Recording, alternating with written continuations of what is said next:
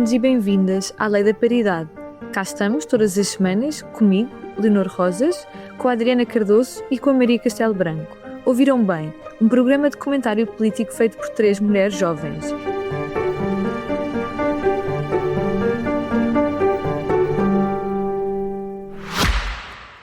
Olá, eu sou a Cátia Mateus e este é O Céu é o Limite, um podcast onde os líderes das empresas portuguesas conversam sobre o seu percurso profissional, os altos e baixos que enfrentaram ao longo do caminho, as ideias mais ousadas, mas também os erros e fracassos, sempre com uma boa dose de gargalhadas pelo caminho. Junte-se a mim nestas conversas, ouça O Céu é o Limite em expresso.pt ou na sua app de podcasts preferida e deixe-se inspirar.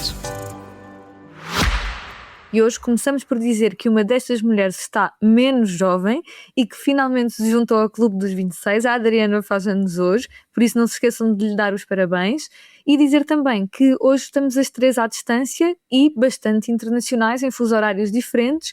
A Adriana está em Nova Iorque a gravar e eu estou a gravar a partir de Bruxelas, onde estarei nos próximos tempos, por isso, em princípio, ouvir-me-ão à distância nos próximos episódios.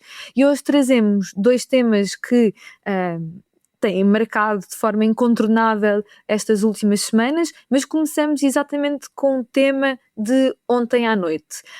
Gostávamos de começar por vos falar sobre o Frente a Frente António José Seguro, André Ventura, que será o debate desta segunda volta, que foi o debate desta segunda volta das eleições presidenciais, e onde eu pelo menos estava ansiosa durante todo o debate.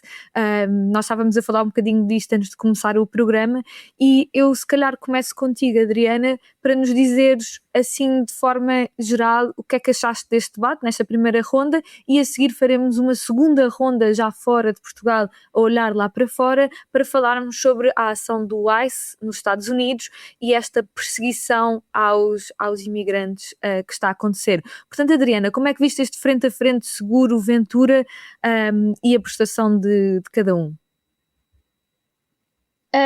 Leonor, é cómico porque eu vi o debate daqui, já indeferido, mas vi, e chocou-me quão entusiasmadas as pessoas estavam com o próprio debate, a tirarem bastantes conclusões, tipo, um ganhou, o outro, não, afinal ganhou o outro, quando na verdade foi o debate mais baunilha da história dos debates, absolutamente copo de leite morno, e isso, com toda a franqueza, acho que é positivo.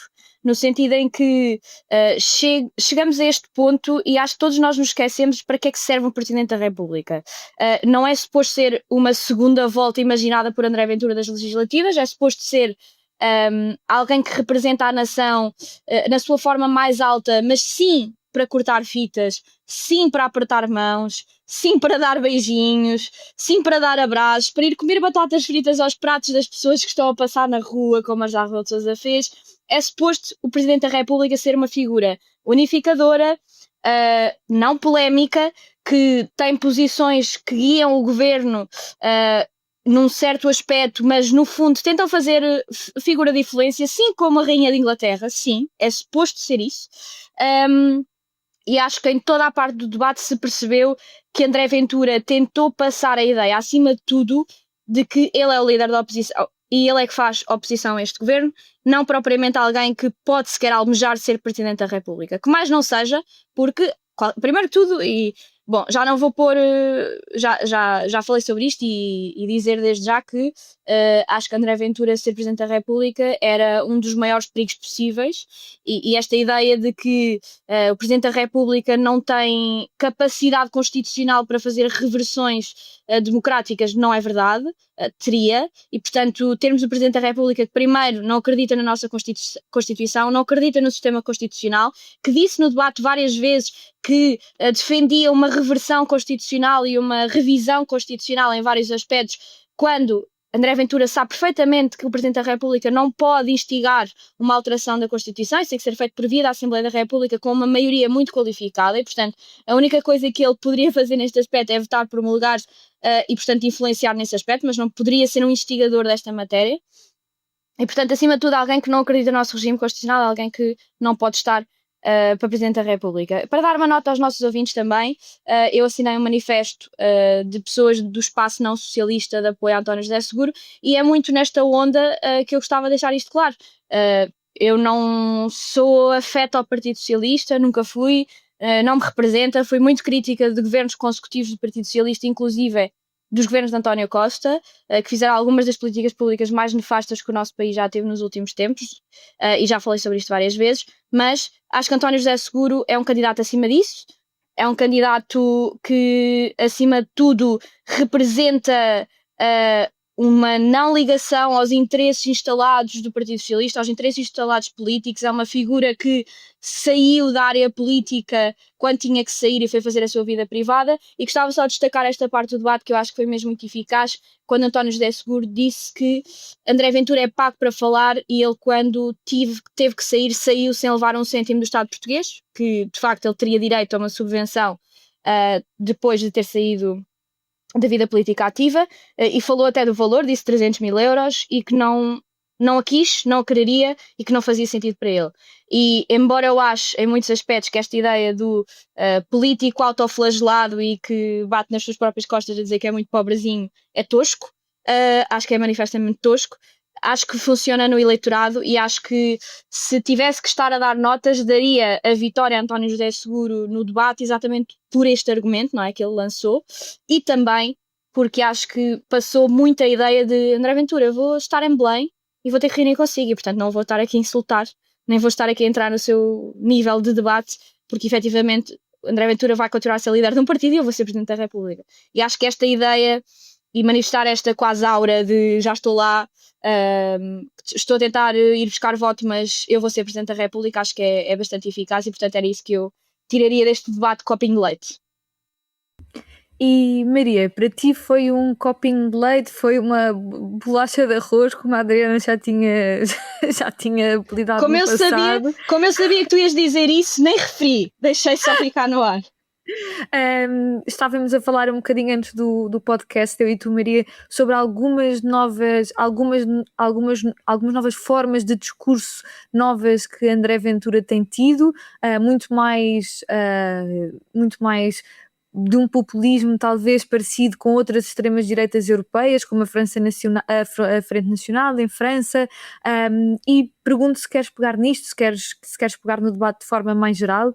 Epá, sim, imagina, eu estava aqui a discordar de algumas coisas, mas antes disso, que a Adriana disse, mas antes disso, muitos parabéns à nossa Ana Karanina. Ai, nem consegui dizer. Mesmo, muitos parabéns, porque vocês não viram, mas a Adriana, como está em Nova Iorque com um frio de menos 14 graus, uma coisa que eu não sei como é que ela está. Sim. Como é que ela está a aguentar, está com um chapéu tipo a Ana Karanina, que está muito giro, não sei se ela depois vai pôr. Eu gostava que ela pusesse uma fotografia em que mostra as botas que ela está a usar e que não são os normais sapatos stiletto dela. De 12 centímetros, sim, não, são mesmo pantufas. Vocês não estão a ver, a Adriana não só faz 26 anos, como de repente começa a usar botas que não são stiletos e começa a usar calças. Eu acho extraordinário. É um facto. Eu vesti umas calças, aconteceu, sim. Estou-me a sentir muito Margaret Thatcher hoje, sim. Que horror, Deus, não sintas. Adoro. Por favor, eu percebo que de facto o debate de ontem não tenha sido especialmente interessante, e que a Adriana é definitivamente mais interessante que o debate de ontem. Mas Maria, o que é que fazes dele? Está bem, stalinista. Olha, gostaram? Este fio tipo ok, mas agora sim. Eu tenho um cronómetro ao meu lado. Certo, claro que tens. Claro que tens. Mas olha, eu já tive a oportunidade de analisar o debate logo depois e achei o debate, concordo com a Adriana, acho que foi um copo de leite, bolacha de arroz, o que quiseres, mas não nesse sentido. Eu acho que o debate não foi harmless para nenhum dos dois. Aliás, eu sei que eles não estão a disputar eleitorado entre eles, ou seja, há pessoas que votaram num e noutra à primeira volta que em princípio não estão muito indecisas. Eu acho que será uma fração muito reduzida, para não dizer zero, mas estão a disputar eleitorado naqueles 2 milhões de pessoas que votaram primeiro ou no Almirante Gouveia e Melo, ou em Marcos Mendes, ou em Coutinho Figueiredo, que já agora, ontem, exato, nós estamos a gravar quarta-feira para avaliarmos o debate, e vocês vão ouvir quarta-feira em princípio. Na terça-feira, Coutinho Figueiredo andou a apelar à abstenção, que eu acho uma coisa extraordinária, não é? Ver um ex-candidato à presidência da República a apelar à abstenção. É uma coisa que eu nunca pensei. Mas eles estão a disputar esses 2 milhões. E eu não acho certo que esses 2 milhões caiam, evidentemente, para António José Seguro. Eu estou a ser um bocado pessimista, e aqui vou citar o autor preferido da Leonor, que é o pessimismo otimismo da vontade e pessimismo da razão, mas estou a ser um bocado assim porque eu acho que não está ganho. Não acho mesmo que seja óbvio que António José Seguro ganhe a presidência da República, tipo walk in the park. E aliás, acho que o debate de ontem pode ter sido prejudicial para António José Seguro por isso mesmo, porque eu acho que ele não conseguiu ser mobilizador. E neste momento o principal adversário de Seguro é a mobilização. E respondendo à tua questão, e depois podemos falar mais sobre isto, ou não sei como é que tu queres organizar isto, Leonor, mas para responder à tua questão, que eu acho muitíssimo interessante, que nós estávamos a falar disto há pouco, André Ventura parece muito mais na linha de Marine Le Pen, que é uma linha mais próxima de alguns discursos da esquerda quando fala durante o debate, que é uma coisa, vocês se ouvirem um minuto final, eu estava a dizer isto à Leonor, metam em GCI, tipo, substituam a cara do André Ventura pelo Álvaro Cunhal, e pobre Álvaro Cunhal, mas é que há ali coisas que não seriam chocantes ser o Álvaro Cunhal a dizer. E isto é, ele quando depois aponta o dedo, e agora deixou de apontar durante o debate, quando aponta depois o dedo a André Ventura, a António José Seguro, a dizer que ele é um perigoso socialista, ele próprio parece um perigoso socialista em alguns pontos a falar. Isto é interessante porquê? Porque ele está a ir à linha base dos populismos, que é, assim, a receita tipo, a receita que dá para todos os bolos, não é? Que é o povo contra as elites. E esta é a principal linha de ataque de André Ventura neste momento. Ele deixou cair o socialista durante o debate, não sei se repararam, ele quase nunca falou do o perigoso socialismo que vem aí por causa dos apoios, por exemplo, os apoios que a Adriana falava, da área não socialista. Nós tivemos inclusivamente Paulo Portas a vir declarar apoio a António José Seguro, que dinamita E Cavaco Silva, Maria. Estás-te a esquecer do grande Cavaco. Eu acho que o Paulo Portas é mais relevante para uma certa direita de André Ventura do que o Cavaco Silva, sinceramente. Mas sim, mas o Cavaco Silva também. Mas isto dinamita, de certa forma, a estratégia inicial de André Ventura, e ele agora mudou para... Tem 2 linhas de ataque. E as 2 linhas de ataque foram bem sucedidas. Por isso é que eu não acho que o debate tenha sido exatamente um copo de leite, apesar de eu achar que fico completamente empatado, infelizmente. Quer dizer, que é... as 2 linhas de ataque da André Ventura são, ele é o representante das elites corruptas que traíram o povo, que é um povo homogéneo, que é um povo que só fala com ele, André Ventura, que o tem a ele como o grande representante deste movimento histórico do povo contra as elites, que foi o que ele disse. Atenção, foi o que ele disse. E é a outra linha de ataque que é importante nós vermos, e eu acho que ele vai andar a repetir isto ad nauseam, como repetiu durante o debate, é que António José Seguro não tem ideias. E eu acho muito perigosa esta linha de debate, porque de facto António José Seguro, em relação a propostas e ideias, ele lança-as um bocado a conta-gotas. Então, qual é a solução para este problema? É resolver. Pois, é isso, estás a ver? Eu vou discordar de vocês. Eu ouvi durante muito tempo a falar muito especificamente sobre a questão da saúde e a dar propostas muito concretas, e acho que, acima de tudo, mais uma vez, eu acho que nós nos esquecemos que não é suposto o Presidente da República ter um memorando executivo para começar a atuar. O Presidente da República é suposto dizer, por exemplo, como António José Seguro já disse, que se o pacote laboral não tiver acordo com a concertação social, não vai ser aprovado. É para isso que serve o Presidente da República. Não é suposto estar a dizer qual é que é a ideia que ele tem para o Ministério da Saúde, da Educação, por exemplo. Eu aí não concordo, e era só isto, se a Leonor me permitir. Há uma parte em que eu não concordo com aquilo que tu disseste no início, que é que o Presidente da República, sim, é suposto estar só a dar beijinhos e selfies e não sei, e a tirar batatas do prato das pessoas, como o Marcelo fez. E por favor, se não conhecerem esse vídeo, pesquisem no YouTube, porque é hilário.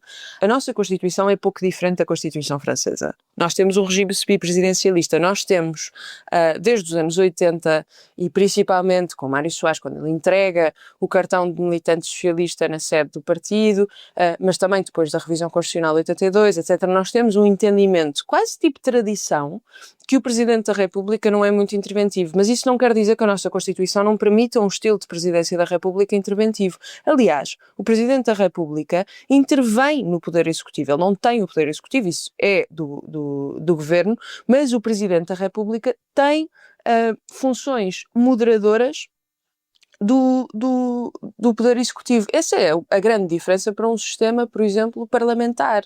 É que o Presidente da República tem efetivamente muito poder. Portanto, eu quero ouvi-los falar sobre estas coisas só porque o Presidente da República tem uma coisa imponderável, quase no sistema político, que é, tem um veto político. Ele pode dizer, até nem precisa de justificar, ele pode só dizer assim, esta lei, pá, veto. Pode justificar, normalmente justifica-se, mas não precisa.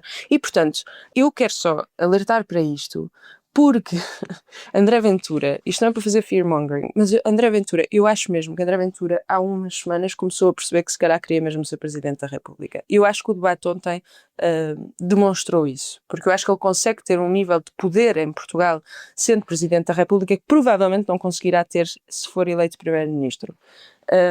E eu acho que neste momento essa é a estratégia dele. Agora, António José Seguro cometeu ali 2 erros crassos. O primeiro foi como é que isto se resolve na saúde, temos que resolver, como a Leonor já disse, e depois o outro erro foi, uma coisa que tu até te referiste, Adriana, mas eu acho que foi um erro, foi dizer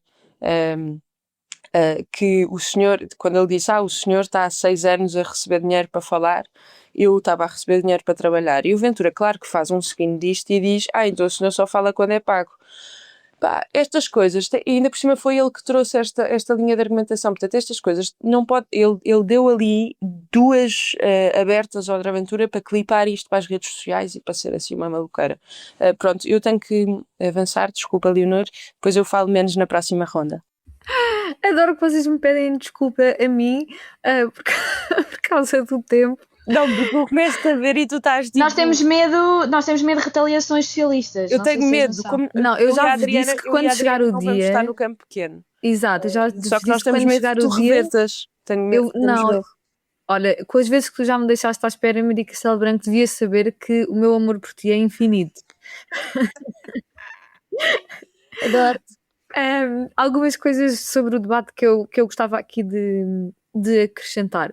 Por um lado, eu acho que houve ao longo deste debate e um bocadinho ao longo desta campanha, não por parte de todos os candidatos, mas alguma incompreensão face ao papel do Presidente da República no nosso sistema democrático. E apesar de ser verdade, é verdade que o Presidente da República tem certos poderes que muitas vezes não usa ou que usa com muita moderação e com muita explicação e que poderia um Presidente da República, porventura, com tendências mais presidencialistas e mais autoritárias, poderia comportar-se de forma diferente. A verdade é que o Presidente da República não apresenta um programa executivo, legislativo, de propostas legislativas para a governação. Por isso eu acho que muitas vezes algumas das perguntas que foram feitas e alguns dos termos que são postos em cima da mesa neste debate das presidenciais podem levar muitas pessoas a achar que o Presidente tem funções que na realidade não tem. E eu acho muito bem, eu não sou nada partidária de sistemas presidencialistas, ou seja, eu sou muito favorável a um poder maior do órgão, enfim, do órgão parlamentar, e que aliás que acho que representa melhor a pluralidade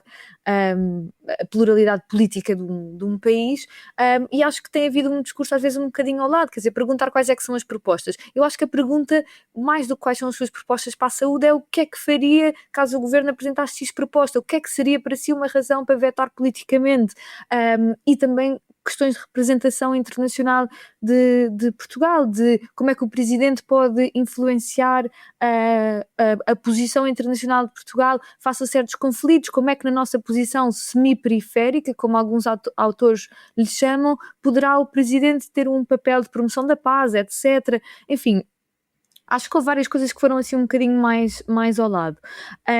E gostava de dizer também, concordo com a Maria sobre a questão do André Ventura.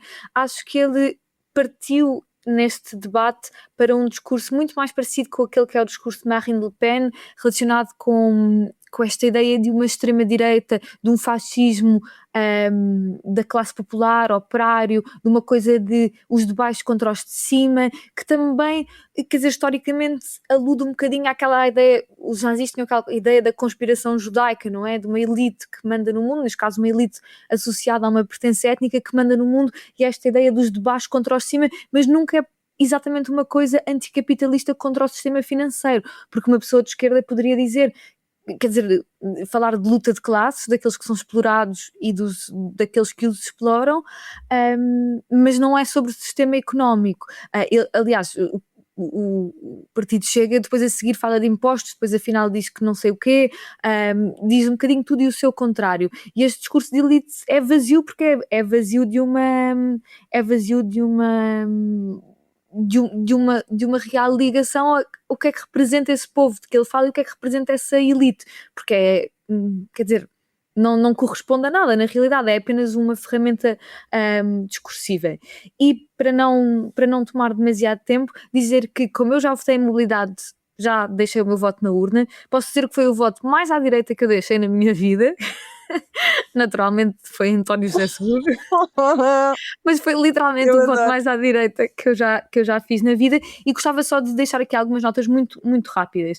Em primeiro lugar, dizer que nestas eleições a escolha é entre um democrata, por muito, e aqui estou-me a dirigir mais às pessoas de esquerda que estão a ouvir, por muito que ele seja uma pessoa da direita do PS, que tenha tido um envolvimento lamentável na altura da Troika com o governo de Passos Coelho, é um democrata contra um fascista que usa slogans relacionados com o Estado Novo. Não sei se vocês repararam no debate, mas ele disse não discutimos isto, não discutimos aquilo, e isto foi uma forma, é um bocadinho um piscar de olho a um discurso muito conhecido de Salazar, de não se discute a pátria, não se discute a família, por exemplo, ou ele usa slogans ele usa vários slogans relacionados com o Estado Novo, e alguns até às vezes a pescar o olho a outros fascismos europeus, quer Três Salazares, quer dizer, disse que não havia nem mais um cêntimo para a igualdade de género antes, mas agora neste debate veio dizer que afinal havia um problema de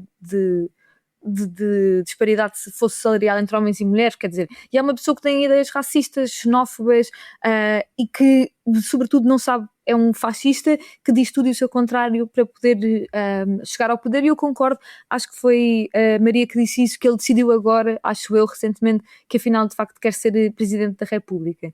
E termino só dizendo o seguinte: acho que não tenho visto muito isso nestas eleições, mas acho que há uma conversa para se ter um bocadinho sobre um esquerdismo tolo, que acha que é tudo o mesmo, ou seja, tudo o que não é anticapitalista vai dar a mesma coisa.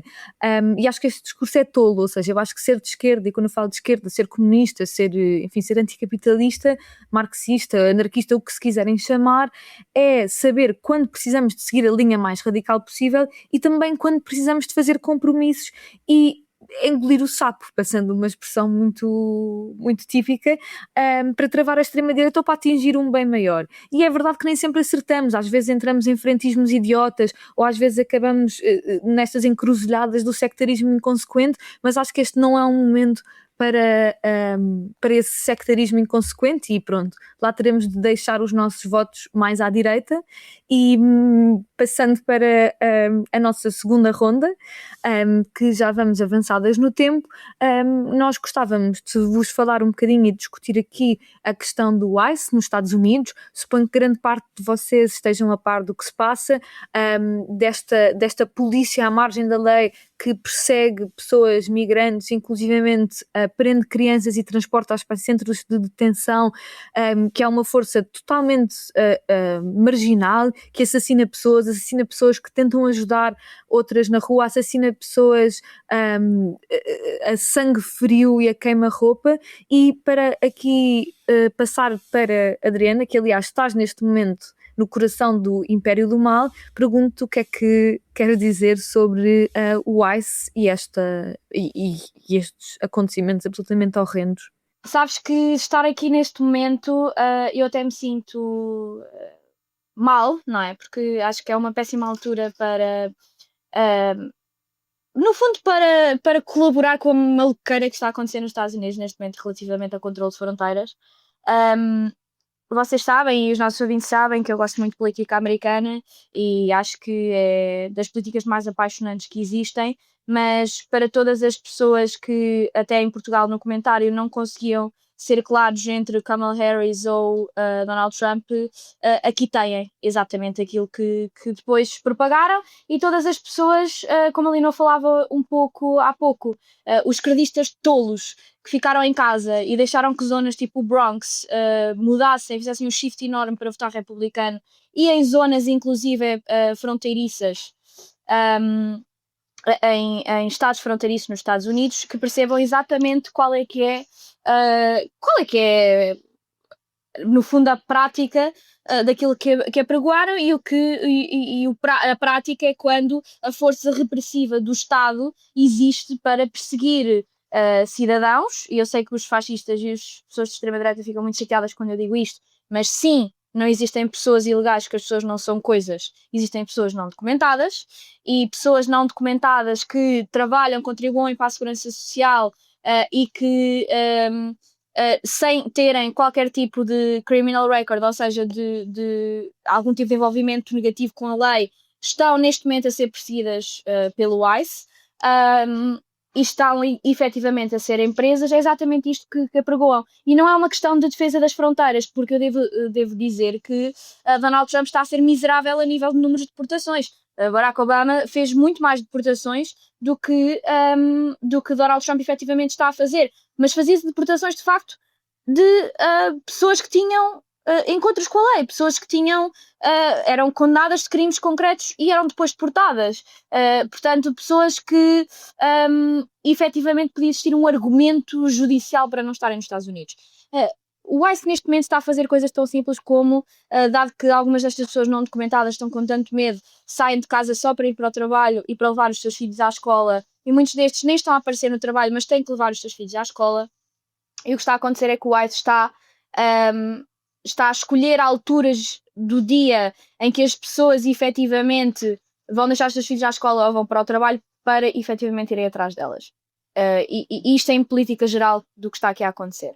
E depois está a acontecer algo em muito concreto, que é 2 mortes que já aconteceram, porque considera-se que uma mulher que está dentro de um carro, e que por acaso era uma cidadã americana, caucasiana, estava dentro de um carro, e quando é-lhe dito para parar pela polícia e ela se assusta e aciona o carro, leva com 3 ou 4 tiros e morre, porque é perfeitamente aceitável que, se uma pessoa não responde à palavra de um polícia, morrer, ou um cidadão americano que se estava a manifestar pacificamente e que tinha uma arma no coldre, que não tinha pegado nela e apontado a polícias, mas que estava no seu coldre, e portanto o que tinha na mão era um telemóvel, a polícia retira-lhe a arma do coldre, e que mesmo depois de ele estar desarmado, lhe dão tiros e ele morre, e há vídeos disso mesmo. Portanto, estou a conseguir ouvir republicanos que defendem que até para se ir ao supermercado se deve poder levar armas, que uma pessoa aparentemente que se está a manifestar contra o ICE não pode usar uma arma porque senão merece morrer. Estou a assistir um completo full circle relativamente ao debate político nos Estados Unidos relativamente a esta matéria. É bastante assustador. E vou só terminar dizendo isto. O financiamento para o ICE e para a polícia fronteiriça já esteve em discussão no Congresso antes destas mortes acontecerem, e passou porque democratas, considerados os democratas mais moderados no conceito americano, não é? Os democratas mais ligados ao Partido Republicano o aprovaram, mas pode acontecer que seja bloqueado no Senado, coisa que se preconiza que vá acontecer, porque a maioria no Senado é muito curta. Nesse aspecto, a maioria democrata, não tendo senadores democratas que votem ao lado dos republicanos, pode ser assim bloqueado o financiamento e pode ser muito mais difícil, portanto, do ICE ser financiado. Mas, mais uma vez, e vou terminar dizendo isso, retirar financiamento ao ICE não impede as atuações que estão a existir agora.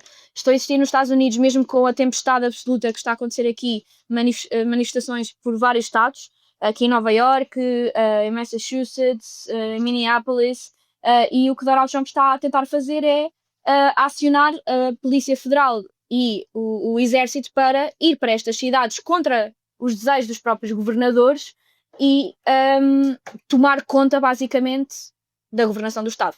E, portanto, se eu alguma vez achei possível a ascensão do fascismo nos Estados Unidos, estou a vê-la acontecer neste momento com os meus próprios olhos.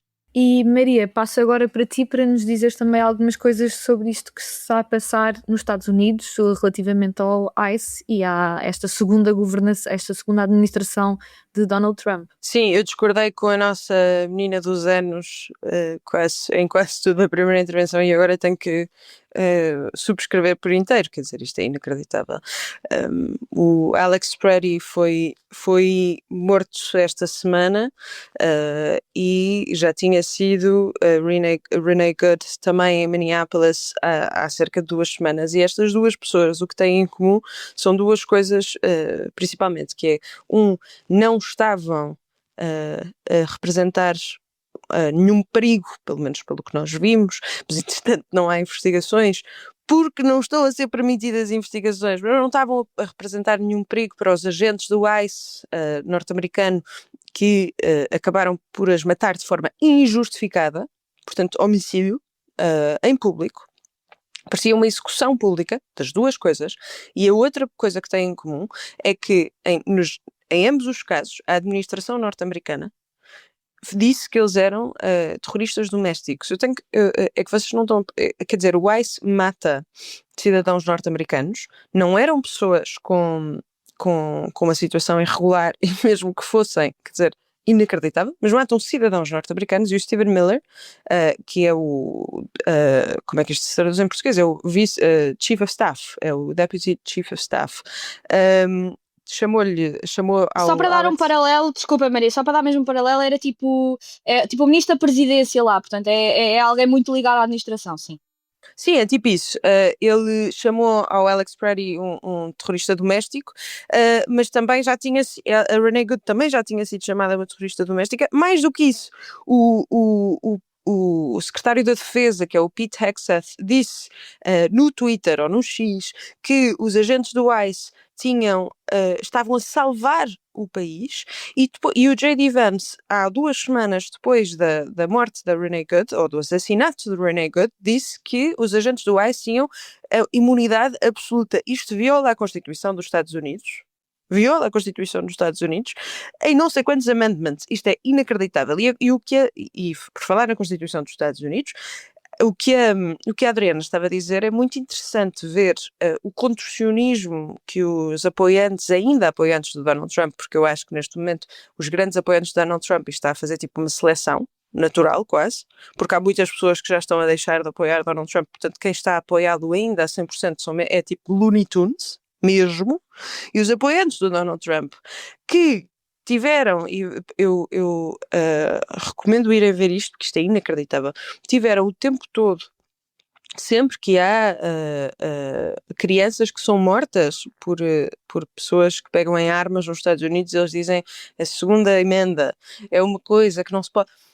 E de repente estão a justificar a morte do Alex Preddy porque ele tinha legalmente uma arma que nem sequer, ele não atirou, ele foi desarmado pelos agentes do ICE quando estavam em cima dele, e a seguir a ser desarmado, o que nós vemos nos vídeos, vários vídeos, entretanto chegou outro vídeo ontem em que se vê a altercação entre o Alex Preddy e os agentes do ICE minutos antes dele ser morto, em que ele de facto não está a interferir, ele está só a filmar com o telemóvel, e nesse novo vídeo vê-se isso perfeitamente, em que depois são os próprios agentes do ICE que se metem com ele, e ele intervém para ir salvar uma mulher de cair ao chão.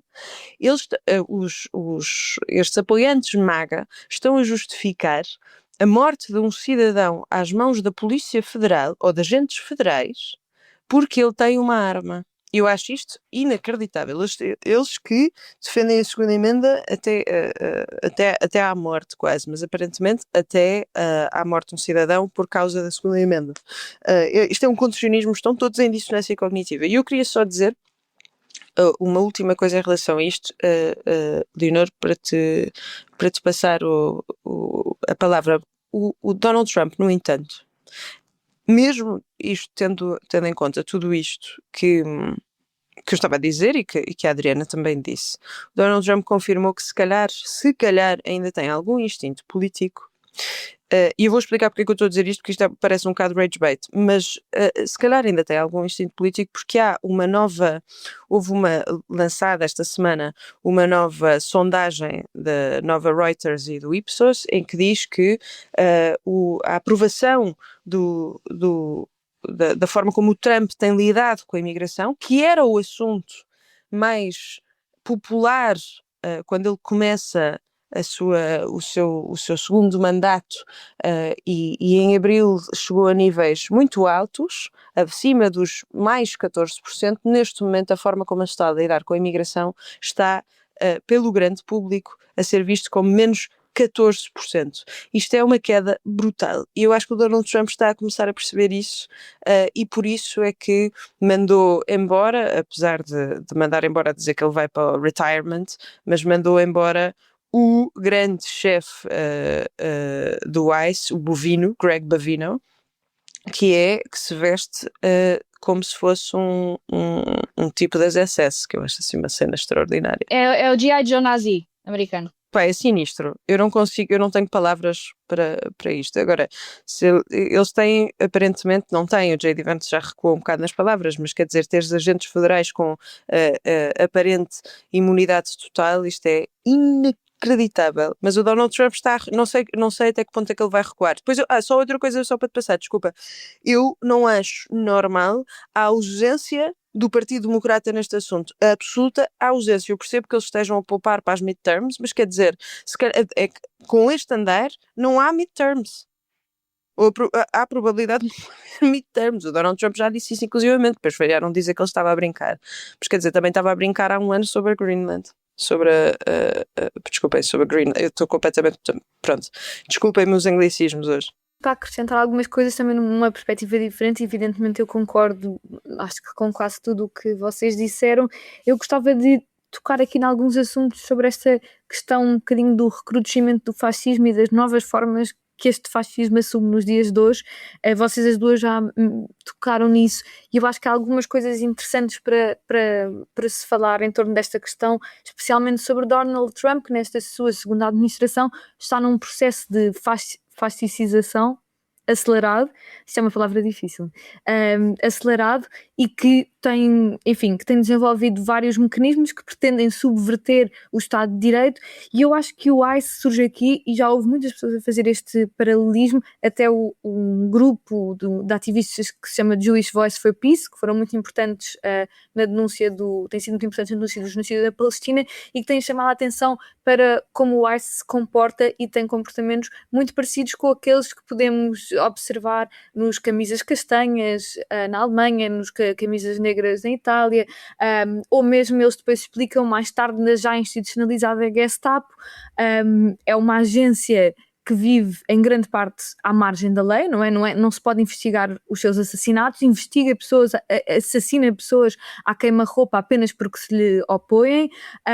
É uma agência que ataca migrantes, há vídeos horríveis de pessoas a gritar, a fechar as portas quando sabem que o ICE vem, de crianças mínimas a serem presas sem qualquer, de uma forma que revela uma total ausência de empatia ou da mínima consciência humana, e acho que depois há também, aliás, isso já foi mencionado, toda esta estética que faz assim muito parecida com a própria estética do vestuário, parecido com um vestuário da Gestapo ou mesmo até das SS.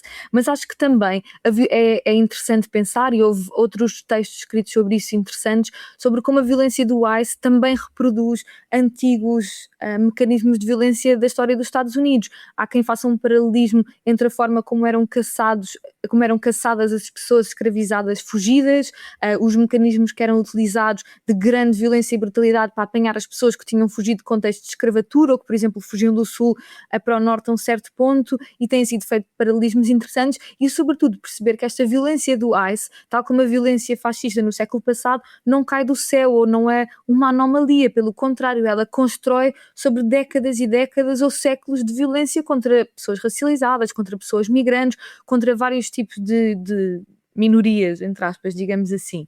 E eu acho que há uma coisa muito interessante, não é muito interessante, mas que quer dizer, é interessante para a análise, mas a história dos Estados Unidos é uma história que tem como base um genocídio do povo indígena, e que a seguir tem como base a escravatura, a segregação racial, as leis de Jim Crow, e que é um passado que nunca foi resolvido, nunca foi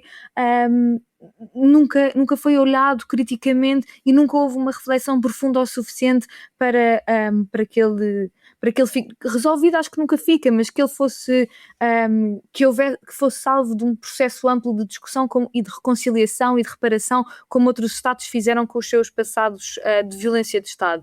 E acho que isto surge no topo disso, e que também é importante olharmos para estas coisas com uma inserção num contexto histórico mais abrangente que elas de facto têm. E só uma última coisa para terminar.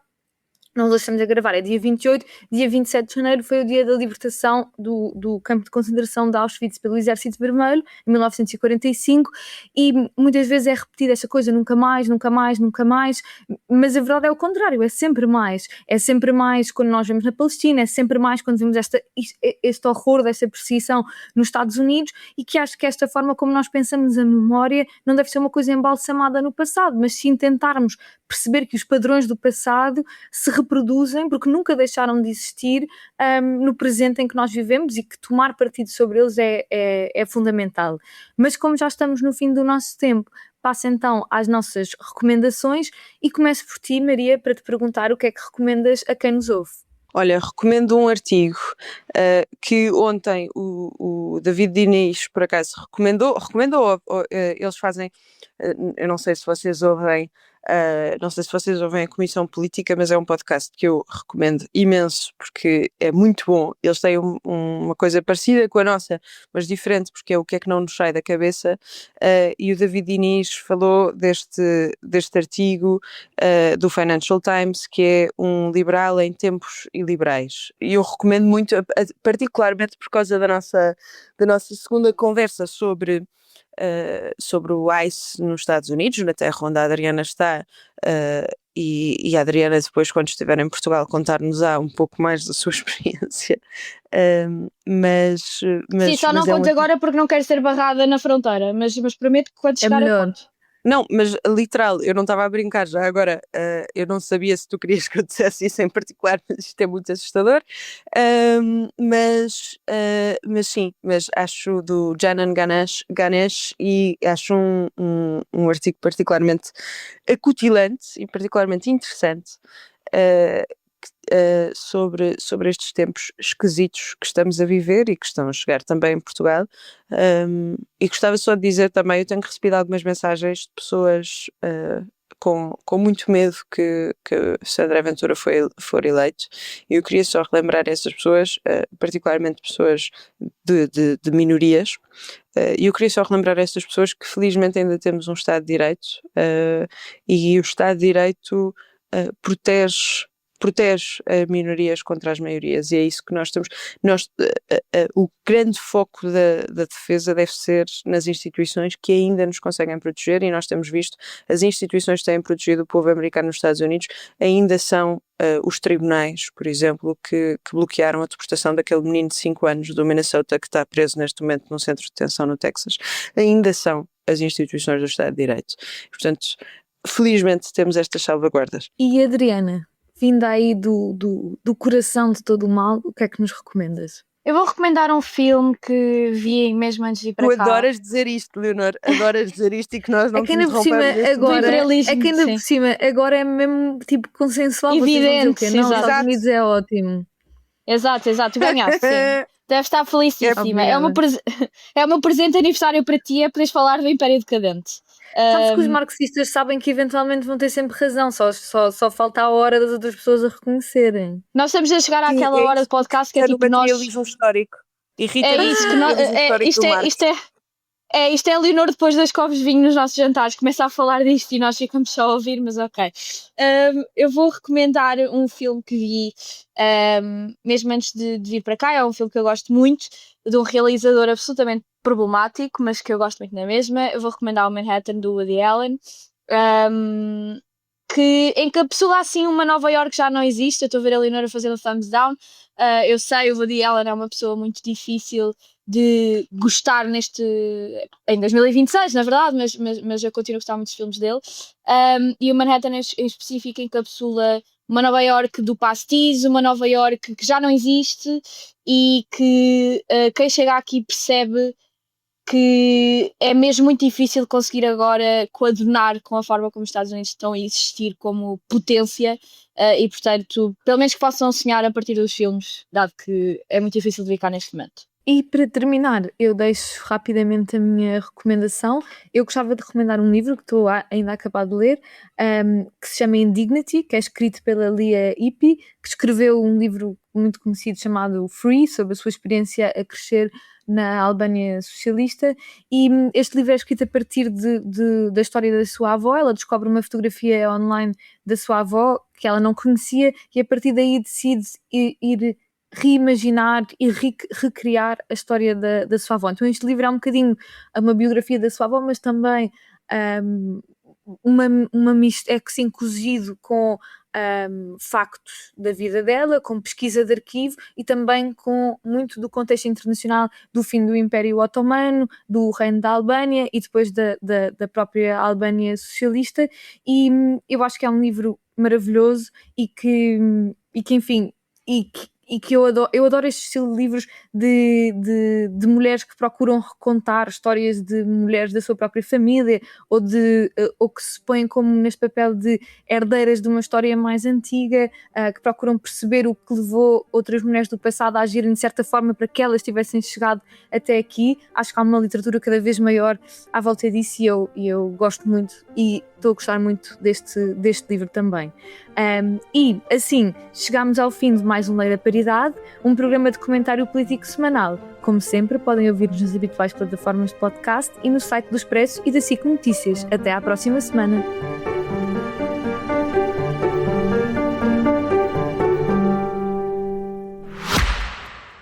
Olá, eu sou a Cátia Mateus e este é O Céu é o Limite, um podcast onde os líderes das empresas portuguesas conversam sobre o seu percurso profissional, os altos e baixos que enfrentaram ao longo do caminho, as ideias mais ousadas, mas também os erros e fracassos, sempre com uma boa dose de gargalhadas pelo caminho. Junte-se a mim nestas conversas, ouça O Céu é o Limite em expresso.pt ou na sua app de podcasts preferida e deixe-se inspirar.